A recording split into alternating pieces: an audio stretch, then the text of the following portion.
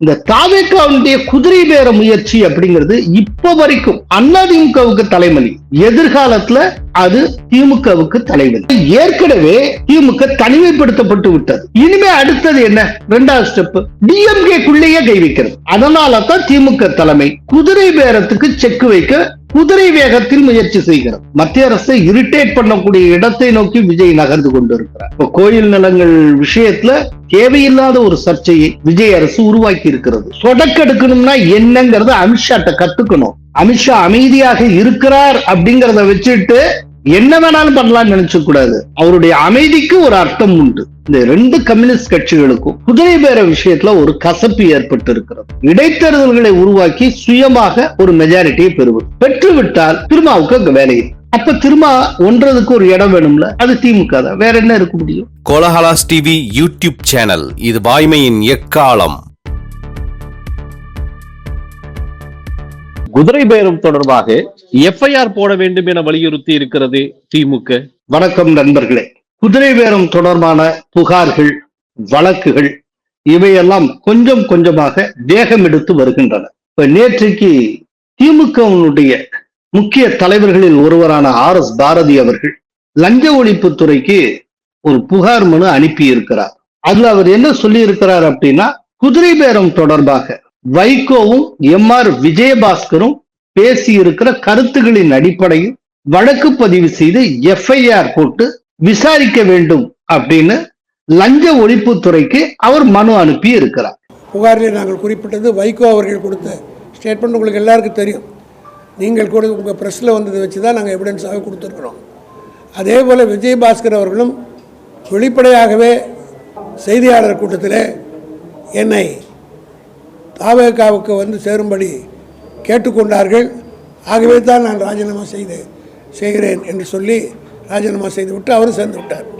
ஆக இதெல்லாம் குதிரைபேர ஊழலுக்கு தகுந்த ஆதாரங்கள் என்பதை சுட்டி காட்டுகிற வகையில் ஆளுநரிடத்திலும் DVC-யும் திமுகவின் சார்பில் நாங்கள் புகார் கொடுத்திருக்கிறோம். இது ரொம்ப ஒரு முக்கியமான விஷயம் நான் நினைக்கிறேன். என்னன்னா, ஸ்பெசிபிக்கா லஞ்ச ஒழிப்புத்துறைக்கு DMK முதன்முறையாக குதிரை பேரம் தொடர்பாக கடிதம் எழுதியிருக்கிறது. அதுல தங்கள் தரப்புக்கு வலு சேர்க்கக்கூடிய விதத்துல வைகோவுடைய ஸ்பீச்சையும் MR விஜயபாஸ்கருடைய ஸ்பீச்சையும் அவங்க கோட் பண்றாங்க. இப்ப வைகோ இதுக்கு முன்னால என்ன சொல்லியிருந்தார் அப்படின்னா, மதிமுகவை சேர்ந்த உங்களுடைய இந்த 2 MLA-க்களும் ராஜினாமா செய்து வரட்டும், அவர்கள் திரும்ப எலெக்ஷன்ல இடைத்தேர்தல் நிற்கட்டும், நான் ஜெயிக்க வைக்கிறேன் அப்படின்னு சொல்லி விஜய் கூறினார் என்று வைகோ கூறியிருந்தார். இது அப்பவே DMK இது தெளிவான குதிரை பேரம், உண்மையில குதிரை பேரம் நடந்திருக்கு அப்படிங்கிறத வைகோவே ஒப்புக்கொண்டு இருக்கிறார் அப்படின்னு சுட்டி காட்டியது. அதுக்கடுத்தது MR விஜயபாஸ்கர் அவர் இந்த ஜூலை 2ஆம் தேதி பிரஸ் மீட்ல பேசுறப்போ ஆளுங்கட்சியினர் என்னை அணுகினார்கள் அப்படின்னு ஒரு வார்த்தை சொல்றார். இந்த ஆளுங்கட்சியினர் என்னை அப்ரோச் பண்ணாங்க அப்படின்னு சொல்றாருன்னா அது என்ன அர்த்தம்? அப்படின்னா அது குதிரை பேரம் அல்லாமல் வேறு என்ன அப்படின்னு DMK இன்டர்பிரட் பண்ணுகிறார். இந்த 2 பேருடைய ஒரு ஸ்டேட்மெண்ட்டையும் அதே நேரத்துல உச்ச நீதிமன்றம் ஏற்கனவே இது மாதிரியான விஷயங்களை கொடுத்திருக்கக்கூடிய வழிகாட்டுதலையும் மையமாக வைத்து FIR கட்டாயம் ரெஜிஸ்டர் பண்ணணும் அப்படின்னு சொல்லி லஞ்ச ஒழிப்புத்துறைக்கு அவர் கடிதம் எழுதியிருக்கிறார். இதுல RS பாரதி என்ன சுட்டி காட்டுறாருன்னா, இந்த குதிரை பேரத்தை 2 விதமான உத்திகள் மூலமா தாவேகா முன்னெடுக்கிறது, விஜய் முன்னெடுக்கிறார். ஒரு உத்தி, தாவேகாவுக்கு சேரணும்னு நிஜமாகவே ஆசைப்படுறவங்க எதிர்த்தரப்புல யார் யார் இருக்காங்கன்னு சொல்லி ஐடென்டிஃபை பண்ணி அவங்கள ஆசை வார்த்தை காட்டி அவங்கள கூட்டு வந்துடுறது, அவங்கள ராஜினாமா பண்ண சொல்லிட்டு அப்புறம் அதன் மூலமாக அந்த ராஜினாமா மூலம் ஏற்படக்கூடிய இடைத்தேர்தல்ல தாவேகாவுடைய சொந்த கேண்டிடேட்டாகவே ராஜினாமா செய்த முன்னாள் MLA-வை களமிறக்குவது, அதன் மூலம் தன்னுடைய MLA-க்களின் எண்ணிக்கையை பெருக்கிக் கொள்வது. இது ஒரு முதல் உத்தி. இன்னொன்னு, கட்டாயப்படுத்தி எப்படியாவது உள்ள கொண்டுறது. அதற்கு மறுத்தால், அதாவது தாவேகால சேர மறுத்தால் அவர்களுக்கு எதிராக காவல்துறை மூலம் நடவடிக்கை எடுப்பது, அதன் மூலம் மிரட்டுவது. இந்த 2 உத்தியை தாவேகா கடைபிடித்து வருகிறது அப்படின்னு அவர் சொல்லுகிறார். இல்ல, இந்த 2வது உத்தி இருக்குல்ல, மிரட்டல், அதற்கு அவர் அனிதா ராதாகிருஷ்ணன் உதாரணத்தை காட்டுகிறார். அனிதா ராதாகிருஷ்ணன் கடைசி வரைக்கும் நான் திமுகவில் இருப்பேன் என்று உறுதியாக கூறுகிறார். ஆனால் அவரை எஸ்பி ஆபீஸ்ல உட்காந்து வச்சு 5 hours உட்காந்து வச்சு தாவேக்கால சேரணும் வலியுறுத்தினாங்க. இப்போ அதுக்கு அந்த மாதிரியான கோரிக்கைக்கு தாவேக்கால சேரணும் அப்படிங்கிற அந்த விஷயத்துக்கு அவர் இணங்க மறுத்ததன் காரணமாக அனிதா ராதாகிருஷ்ணன் மீது வழக்குகள் பதிவு செய்யப்படுகின்றன. அவர் மீது போலீஸ் நடவடிக்கை எடுக்கப்படுகிறது அப்படிங்கறத அவர் சுட்டி காட்டுகிறார். சோ இந்த 2 விதமான உத்திகள் மூலம் தாவேகா குதிரை பேரத்தை முன்னெடுக்கிறது. இது ரொம்ப ஒரு அநியாயமான விஷயம். இது தமிழகத்தினுடைய பொலிட்டிக்கல் கல்ச்சரையே பாழடித்து விடும். அதற்கு முற்றுப்புள்ளி வைக்க வேண்டும். சோ எஃப்ஐஆர் போட்டு விசாரிக்கணும் அப்படின்னு RS பாரதி சொல்லுகிறார். இதுல ஒரு விஷயத்தை நம்ம புரிஞ்சுக்கணும். RS பாரதி இந்த கோரிக்கையை முன்வைக்கிறது யார்கிட்ட? லஞ்ச ஒழிப்புத்துறை. லஞ்ச ஒழிப்புத்துறை எந்த அரசுக்கு கீழே வருகிறது? மாநில அரசுக்கு கீழே வருகிறது. போலீஸ் துறை யார்கிட்ட இருக்கு? முதல்வர் கையிலேயே இருக்கு. அப்படிங்கிறப்போ RS பாரதி இப்படியெல்லாம் கடிதம் எழுதினாலும் கூட இந்த விஷயம் தொடர்பாக லஞ்ச ஒழிப்புத்துறை எஃப்ஐஆர் பதிவு செய்யுமா என்பது சந்தேகம். இது சந்தேகங்கிறது உங்களுக்கும் எனக்கும் தெரியறப்போ RS பாரதிக்கு தெரியாதா? அப்புறம் ஏன் RS பாரதி மாநில அரசுக்கு கீழே வருகிற ஒரு துறையிடம் விண்ணப்பிக்கிறார்? அப்படின்னா இந்த இடத்துல டிஎம்கே இருக்கக்கூடிய ஸ்ட்ராட்டஜி என்ன? அதுதான் நாம பார்க்கணும். டிஎம்கே ஒரு கிரவுண்டை கிரியேட் பண்ணிக்கிட்டே வராங்க. நாங்க எஃப்ஐஆர் போட சொல்லி இந்த காரணங்கள் அடிப்படையில வலியுறுத்தி நாங்க புகார் மனு அளித்தோம், இத்தனாம் தேதி அளித்தோம் அப்படின்னு அவங்க சொல்லணும். அப்படி சொல்லணும்னு ஆசைப்படுறாங்க. அதுக்கேற்றபடி கிரவுண்டை கிரியேட் பண்றாங்க. இதே போல இனி தொடர்ந்து அவங்க பல்வேறு புலனாய்வு முகமைகளுக்கு கடிதம் எழுதுவாங்க. அதன் மூலமாக சான்றுகளை, ஆதாரங்களை உருவாக்குவார்கள். ஒரு கிரவுண்டை கிரியேட் பண்றாங்க. ஏன்னா இப்படி ஒரு கிரவுண்டை கிரியேட் பண்ணாதான் நாளைக்கு கோர்ட்டு கேஸ்னோ இல்லாட்டி ஒரு விசாரணை ஆணையம்னோ கொண்டு போக முடியும்னா, இல்லாட்டி மத்திய அரசு அளவுல பேசியே ஒரு பெரிய அளவுல ஒரு முன்னெடுப்பை உருவாக்கணும்னா அதுக்கு இந்த பேப்பர்ஸ் தேவைப்படும். டிஎம்கே பேப்பர்ஸ் உருவாக்க ஆரம்பிச்சுட்டாலே அதுக்கு பின்னால ஒரு புயல் வீசும்னு அர்த்தம். எப்போதுமே எதையுமே டிஎம்கே விஞ்ஞான உருவமா தான் செய்யும். இப்போ இந்த பேப்பர்ஸ் கிரியேட் பண்ண ஆரம்பிச்சுட்டாங்க. பாருங்க, இன்னும் அடுத்த ஒரு கேப் விட்டு 1 வீக்ல இதே போல ஒரு கடிதம் இன்னொரு புலனாய்வு துறைக்கு போகும். ஏற்கனவே RS பாரதி எல்லாரும் கவர்னரை சந்திச்சு புகார் கொடுத்துட்டு வந்தாச்சு. அது ஒண்ணு முடிஞ்சுதா? ஒரு கேப் விட்டாங்க. இப்போ லஞ்ச ஒழிப்புத்துறைக்கு எஃப்ஐஆர் போட்டு பதியணும்னு சொல்லி வேண்டுகோள் கடிதம் போயாச்சு. நிச்சயமா அதுவும் நடக்க போறது இல்லை. இதுக்கு அடுத்தாப்புல இன்னொரு ஏதேனும் ஒரு புலனாய்வு முகமைக்கு அவங்க எழுதுவாங்க, கடிதம் எழுதுவாங்க. ஏன்னா ரிட்டனா இருந்தா தான் அது டாக்குமெண்டாக கருதப்படும். ஸோ ரிட்டன் டாக்குமெண்ட்ஸை உருவாக்குவாங்க. அந்த டாக்குமெண்ட்ஸோட அட்டாச்சா பல எவிடன்சஸ் எல்லாம் வைப்பாங்க. இதெல்லாம் வச்சு பேப்பர்ஸை உருவாக்குவாங்க, ஃபைலை உருவாக்குவாங்க. இப்ப இந்த ஃபைலை வச்சு ஒரு மேசிவா ஒரு பெரிய வழக்கு இந்த மாதிரி போறதுக்கு அவங்க ரெடி ஆயிட்டு இருக்காங்க. இந்த இடைத்தேர்தல் நடக்கிறதுக்குள்ள தாவேகாவுக்கு செக் வைக்கணும். இதுதான் டிஎம்கேவுடைய கேம் பிளான். இடைத்தேர்தல் நடந்து முடிஞ்சாச்சுன்னா மெஜாரிட்டிக்கு ரொம்ப பக்கத்துல தாவேகா வந்து இப்ப ஜஸ்ட் மெஜாரிட்டிக்கு 2 சீட்டு 3 சீட்டு அளவுக்கு இருக்கக்கூடிய ஒரு தூரத்துக்கு தாவேகா வந்தாச்சுன்னா டிஎம்கேல இருக்கிறவனே 4-5 பேர் ஓடி போயிடும். ஆட்களை பிடிச்சு நிறுத்த முடியாது, பெரிய சிக்கலாயிரும். அதனால இந்த தாவேகாவுடைய குதிரை பேர முயற்சி அப்படிங்கிறது இப்ப வரைக்கும், அதாவது நேற்றைக்கு வரைக்கும் அதிமுகவுக்கு தலைமணி. எதிர்காலத்துல அது திமுகவுக்கு தலைவலி. அதை மறந்துடாது. இந்த விஷயத்துல திமுக இந்த அளவுக்கு தீவிரமா களம் இறங்கியிருக்கு அப்படின்னா எதிர்காலத்தில் பெருமளவு திமுக எம்எல்ஏக்களை அது இழக்க வேண்டி இருக்கும் என்பதை அது உணர்ந்து இருக்கிறது. அதனால தான் திமுக தலைமை குதிரை பேரத்துக்கு செக் வைக்க குதிரை வேகத்தில் முயற்சி செய்கிறது. இதுதான் காரணம். ஒரே நேரத்துல விஜய் ஏடிஎம்கேயும் பதம் பார்க்கிறார், திமுகவையும் பதம் பார்க்கிறார்.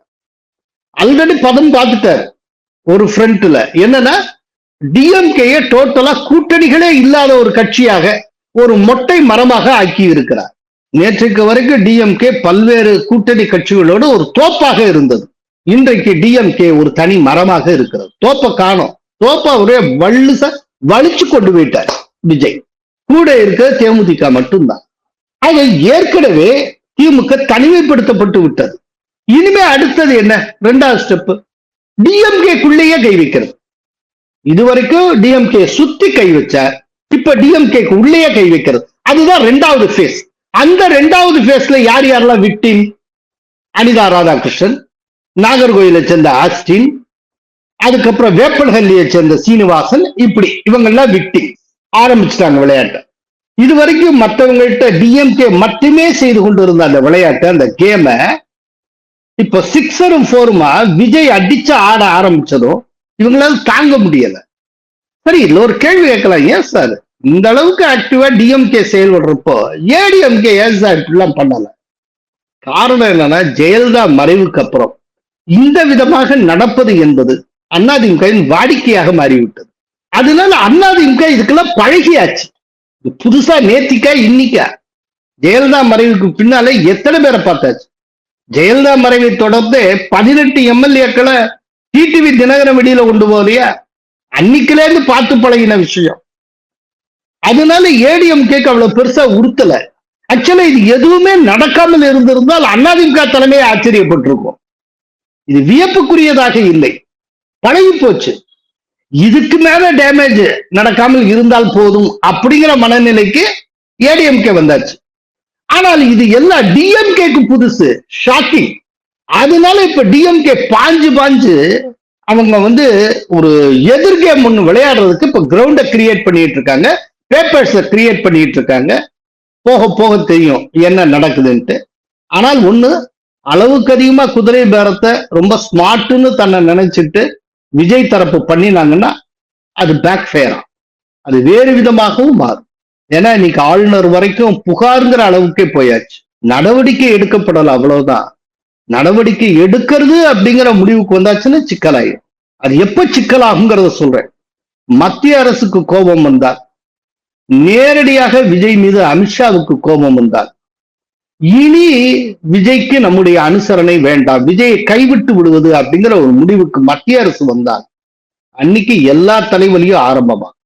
அதுக்கு காரணம் என்ன அப்படின்னா, விஜய்க்கு எதிராக இருக்கக்கூடிய பல்வேறு புகார்கள், நிலுவையில் இருக்கக்கூடிய, அது இன்கம் டாக்ஸ் ரைடாக இருந்தாலும் சரி, இல்லாட்டி கரூர் ஸ்டாம்பிட் சம்பந்தப்பட்ட சிபிஐ விசாரணையாக இருந்தாலும் சரி, இதெல்லாம் மத்திய அரசுக்கு சொந்தமான துறைகள் என்பதை மறந்துவிடக்கூடாது. சோ மத்திய அரசு ரொம்ப இரிட்டேட் பண்ணாமல் இருக்கிற வரைக்கும் தான் விஜய்க்கு எல்லாமே ஈஸியா போகும். ரொம்ப இரிட்டேட் பண்ண ஆரம்பிச்சாச்சுன்னா வேற விதமா போகும். ஆனா இரிட்டேட் பண்ண ஆரம்பிச்சுட்டாங்க. இப்ப அண்மை காலமா கரூர்ல நடந்திருக்கக்கூடிய கோயில் நிலங்கள், அது நோக்கம் போல தாரை வார்க்கப்பட்டது. அதே போல பழனி அடிவாரத்துல இருக்கக்கூடிய ஒரு நிலம், கோயில் நிலம், அந்த கோயிலத்தை யாரோ ஒருவருக்கு விற்று இருக்கக்கூடிய விஷயம், கரெக்டா அந்த விற்றிருக்கக்கூடிய அந்த விற்பனை நடந்த சமயத்துல எப்போதுமே அங்க இருக்கிற சப் ரிஜிஸ்ட்ரார் அன்னைக்கு இல்லாமல் போய் வேற ஒரு சப் ரிஜிஸ்ட்ரார் அங்க அன்னைக்கு வர்ற அன்னைக்கு இப்படி ஒரு விற்பனை நடக்கிறது, என்னென்னலாமோ நடந்திருக்கு. சோ இந்த விதமான விஷயங்கள்ல அறநிலையத்துறை அமைச்சருக்கெல்லாம் தொடர்பு இருக்கா இல்லையா அப்படிங்கறத பற்றின வாத பிரதிவாதங்கள் நடந்து கொண்டிருக்கின்றன. சோ நீங்க கோர் இஷ்யூல கை வைக்கிறது, ஹிந்துத்துவா அப்படிங்கிற அந்த விஷயத்திலே கை வைக்கிறது, இந்துக்களின் நலனிலே கை வைக்கிறது அப்படிலாம் வந்தாச்சுன்னா அப்படின்னா விஜயை காப்பாற்றியாக வேண்டும் என்கிற அவசியம் மோடி அரசுக்கு இல்லாமல் போகும். இப்ப கொஞ்சம் கொஞ்சமா ஒரு மத்திய அரசை இரிட்டேட் பண்ணக்கூடிய இடத்தை நோக்கி விஜய் நகர்ந்து கொண்டு இருக்கிறார். அவருடைய அரசு கொஞ்சம் கொஞ்சமாக தவறு செய்ய தொடங்கி இருக்கிறது. அமித்ஷா ஸ்டைலே என்னன்னா, முதல்ல தவறு செய்யறதை அனுமதிப்பார், லாங் ரோப் கொடுப்பாங்க, அப்படி தவறு செய்யறதுக்கான எவிடன்சஸ கலெக்ட் பண்ணிட்டே வருவாங்க, அப்புறம் மொத்தமா சுண்டிடுவாங்க. இதுதான் நடக்கும். இன்னைக்கு திரிணாமுல் காங்கிரஸுக்கு நடந்திருக்கு. இந்த தேர்தலுக்கு முன்னால வரைக்கும் இப்படியெல்லாம் திரிணாமுல் காங்கிரஸ் நடக்குமா, இப்படி ஒரு கேம் பிளான பிஜேபி வச்சிருந்ததா அப்படின்னு யாராவது யோசிச்சிருந்தா திருப்பி வந்திருக்கும். ஆனால் எலெக்ஷன் முடிஞ்சதுக்கு அப்புறம் என்னென்ன நடக்குது பாருங்க. திரிணாமுல் காங்கிரஸ் 2 ஆச்சு, சட்டப்பேரவையில 2 ஆகுது, லோக்சபால 2 ஆகுது. 2 ஆனவங்க திரிணாமுல் காங்கிரஸ் வெளியில வந்தவங்க ஏற்கனவே ரிஜிஸ்டர் பண்ணியிருக்கிற ஒரு கட்சியில தன்னை இணைச்சுக்கிட்டு அங்க என்டிஏவுக்குள்ள போயிட்டாங்க. இன்னைக்கு மம்தா தலைமையில இருக்க திரிணாமுல் காங்கிரஸ் இண்டி கூட்டணியில இருக்கு. மற்றவர்கள் தலைமையில இருக்கக்கூடிய திரிணாமுல் காங்கிரஸ் என்டிஏவுக்குள்ள வந்தாச்சு. யாராவது நினைச்சு பார்த்துருப்பீங்களா? சொடக்கெடுக்கணும்னா என்னங்கிறத அமித்ஷாட்ட கத்துக்கணும். அமித்ஷா அமைதியாக இருக்கிறார் அப்படிங்கிறத வச்சுட்டு என்ன வேணாலும் பண்ணலாம்னு நினைச்ச கூடாது. அவருடைய அமைதிக்கு ஒரு அர்த்தம் உண்டு. இதை அத்தனை பேரும் புரிந்து கொள்ள வேண்டும். சோ இன்றைக்கு விஜய் போய்கொண்டிருக்கிற பாதை ஒரு ஆரோக்கியமான பாதை அல்ல. சினிமேட்டிக்கா ஒரு கேதரிங்க்கு முன்னால பேசிட்டா பெரிய விஷயம் இல்ல. ஒரு சிறப்பான ஆட்சியை தருவார் என்கிற நம்பிக்கையை உருவாக்கணும். அதன்படி நடக்கணும். இப்ப கோயில் நிலங்கள் விஷயத்துல தேவையில்லாத ஒரு சர்ச்சையை விஜய் அரசு உருவாக்கி இருக்கிறது. இதெல்லாம் இப்பக்குள்ள கிளீனா ரீச் அவுட் ஆயிருக்கும் மேலிடத்துக்கு. ஏன்னா இந்த கோயில் சார்ந்த விஷயங்கள் டெல்லியினுடைய காதுக்கு எட்டுவதற்கு ரொம்ப தெளிவான ஒரு சேனல் இருக்கு. தமிழ்நாட்டுல என்ன நடக்குது அத்தனையும் தெரியுங்க. அதனால இப்ப டிஎம்கே திரும்ப இந்த டிஎம்கே விஷயத்துக்கு வருவோம். ஸோ டிஎம்கே பேப்பர்ஸ உருவாக்குறாங்க, கிரவுண்ட கிரியேட் பண்றாங்க. ஒரு பெரிய அளவுல சட்டபூர்வமான நடவடிக்கைக்கு திமுக தயாராகி வருகிறது அப்படின்னு இதை புரிந்து கொள்ளலாம். குதிரை பேரத்தை தடுக்க சட்ட திருத்தம் கொண்டு வர வேண்டும் என்கிறாரே கிருஷ்ணசாமி. புதிய தமிழகம் தலைவர் டாக்டர் கிருஷ்ணசாமி ஒரு முக்கியமான விஷயத்தை முன்வைத்திருக்கிறார். தமிழகத்துல குதிரை பேரம் நடந்து வருகிறது, இது உண்மைதான். அதனால இப்போ ராஜினாமா பண்ணினவங்களுடைய இந்த தொகுதிகளுக்கு இடைத்தேர்தல் நடத்தக்கூடாது. பதவியை காட்டி, ஆதாயத்தை காட்டி, இந்த கேரட்டை காட்டி ரிசைன் பண்ண வச்சு அதுக்கப்புறம் திரும்ப எலெக்ஷன் வைக்கிறதுன்னு இருக்குல்ல, அந்த விதமாக வரக்கூடிய இடைத்தேர்தல்கள் நடத்தப்படக்கூடாது. அப்படி இடைத்தேர்தலை நடத்தாமல் இருப்பதற்கு தேவையான சட்ட திருத்தத்தை கட்சிதாவல் தடை சட்டத்தில் கொண்டு வர வேண்டும். இதன் பொருட்டு இதை வலியுறுத்தக்கூடிய விதமாக தமிழகத்திலிருந்து முக்கியமான கட்சிகளின் தலைவர்களும் அந்த கட்சிகளின் பிரதிநிதிகளும் பிரதமரையும் உள்துறை அமைச்சர் அமித்ஷாவையும் அதே போல தலைமை தேர்தல் ஆணையரையும் சந்தித்து வேண்டுகோள் விடுக்க வேண்டும் அப்படின்னு சொல்லியிருக்கிறார். சோ ஒரு இடத்துல காலி ஆச்சுனாலே அங்க ஒரு இடைத்தேர்தல் வந்துடும் அப்படிங்கறத மேண்டேட்டரியா இல்லாம எதனால் அந்த இடம் காலியானது அப்படிங்கறத ஆய்வுக்கு உட்படுத்தி அது ஜெனுவின் ரீசனா இருந்தால் மட்டும்தான் இடைத்தேர்தல் நடத்தணும். அப்படி இல்லைன்னா இடைத்தேர்தலை ஹோல்டு பண்ணணும், நிறுத்தி வைக்கணும். அதற்கு தேவையான ஒரு சட்ட திருத்தம் தேவை அப்படிங்கிற ஒரு புதிய நூதனமான ஒரு விஷயத்தை டாக்டர் கிருஷ்ணசாமி முன்வைத்திருக்கிறார். இதை கட்சிதாவல் தடை சட்டத்துல இந்த சட்ட திருத்தம் கொண்டு வரணும் அப்படின்னு அவர் சொல்லி இருக்கிறார். இது ரொம்ப ஒரு முக்கியமான ஆலோசனை, பரிசீலிக்கத்தக்க ஆலோசனை. பட் ஒரு இடம் வேக்கண்ட் ஆகுது அப்படின்னா அதுக்கு ரீசன் என்னன்னு பார்க்கணும். பட் ரீசன் ஒவ்வொருத்தரும் ஒவ்வொன்றும் சொல்லுவாங்க. ஆனா யாரு ரிசைன் பண்ணி எதனால அந்த தொகுதி வேக்கண்ட் ஆச்சோ அவர் நானா தாங்க விரும்பி ராஜினாமா பண்றேன், இதுக்கு பின்னால யாருமே இல்லைங்க அப்படின்னு சொல்லிட்டாருன்னு வைங்க. ஏன்னா அவர் தான் ராஜினாமா பண்ணார். ஸோ ராஜினாமா பண்ணவர் எனக்கு பின்னால எந்த அழுத்தமும் இல்லை, நானா சுயமாத்தான் ராஜினாமா பண்ணினேன்னு சொல்லிட்டாருன்னா என்ன பண்றது? அப்படி அவர் சொன்னதுக்கு அப்புறமும் அதை ஏற்காமல் அங்க இடைத்தேர்தலே நடக்காமல் அப்படியே ஹோல்டுல வைக்க முடியுமா? இன்னொன்னு ரொம்ப தெளிவாகவே சட்டத்துல சொல்லப்பட்டிருக்கு, எப்ப வேக்கண்ட் ஆகுதோ அதுல இருந்து 6 மாதத்துக்குள்ள அந்த தேர்தல் நடத்தி ஆகணும், அந்த காலி இடத்தை நிரப்பி ஆகணும் அப்படிங்கிறாங்க.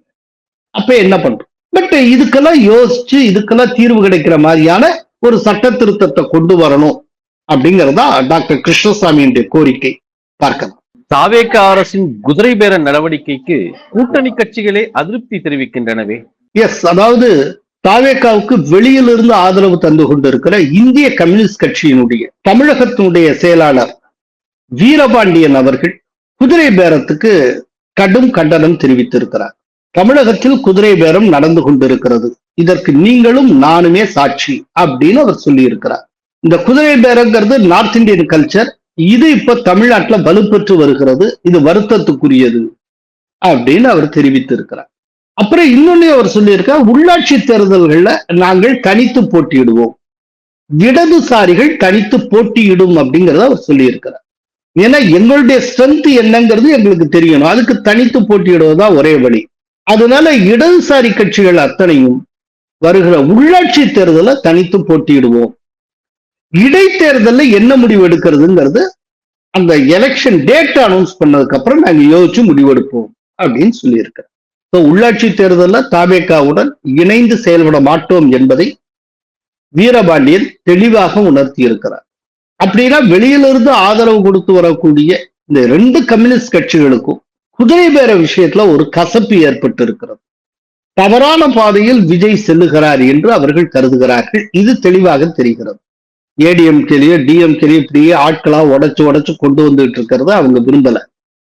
அதுல அவங்களுக்கு இன்னொரு பிரச்சனை இருக்கு. என்னன்னா, இன்னைக்கு வெளியில இருந்து ஒரு சப்போர்ட்டிங் போர்ஸா இருந்து ஆதரவு கொடுக்கறாங்க, அதனால ஒரு மரியாதை இருக்கு. நாளைக்கு தாவேகா தனக்கான சுயபலத்தை, ஒரு மெஜாரிட்டியை தானே பெற்று விட்டதுன்னு வச்சுக்கோங்க, அப்புறம் இந்த கூட்டணில இருக்க எந்த கட்சிக்கும் எந்த மரியாதையும் இருக்காது. திருமாவுக்கு அந்த ஒரு பிரச்சனை இருக்கு.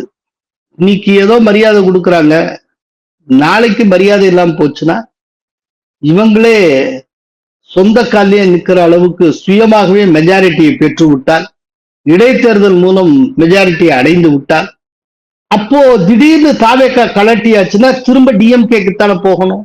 அப்படிங்கிறப்போ டிஎம்கேயும் பகைச்சுக்காம இருப்போம், தாவேகாவையும் பகைச்சுக்காம அப்படியே ஒண்டியை ஓட்டுவோம். அதனால்தான் அவர் 2 பக்கமே பேசிட்டு இருக்க. ஒரு பக்கம் டிஎம்கே அப்படியே கூலா வச்சுட்டு இருப்பார், டிஎம்கே முற்றிலும் எதிர்த்து விட மாட்டார். டிஎம்கே கூட்டணியில் நாங்கள் இல்லைங்கிறத ஓப்பனா பேசவும் மாட்டார். என்னன்னா, தாவேகா மேல அவருக்கு ஒரு சந்தேகம் இருக்கு. தாவேகா இன்னைக்கு போயிட்டு இருக்க பாதை என்ன அப்படின்னா, இடைத்தேர்தல்களை உருவாக்கி சுயமாக ஒரு மெஜாரிட்டியை பெறுவது. பெற்றுவிட்டால் திருமாவுக்கு அங்க வேலை இல்லை. அப்ப திருமா ஒன்றதுக்கு ஒரு இடம் வேணும்ல, அது திமுக தான், வேற என்ன இருக்க முடியும்? சோ எப்படி ஆனாலும் எதிர்காலத்துல திமுக தேவைப்படும் என்று திருமா உணர்கிறார். அதனால்தான் அவர் துண்ட போடுறார். இது எல்லாத்துக்கும் அடிப்படை காரணம். அதாவது தாவேகாவுக்கு முட்டு கொடுக்கிற கட்சிகள் தாவேகாவை சந்தேகத்துடன் பார்ப்பது, வெளியிலிருந்து ஆதரிக்கிற கட்சிகள் வேறு விதமாக யோசிப்பது, இது எல்லாவற்றுக்கும் அடிப்படை காரணம் குதிரை பேரம். குதிரை பேரம் அப்படிங்கிற சொல்லே தமிழக அரசியல் களத்துல இவ்வளவு தீவிரமாக விவாதிக்கப்படுவதற்கு காரணம் தாவேகா. இதுல சந்தேகமே இல்லை. பார்க்கலாம் திமுக என்ன செய்ய போகிறது, கூட்டணி கட்சிகள் என்ன செய்ய போகின்றன, இதெல்லாம் நம்ம பொறுத்திருந்து ஒரு சாட்சியை போல பார்க்க போகிறோம். நன்றி, வணக்கம். கோலஹலாஸ் டிவி யூடியூப் சேனல், இது வாய்மையின் எக்காலம்.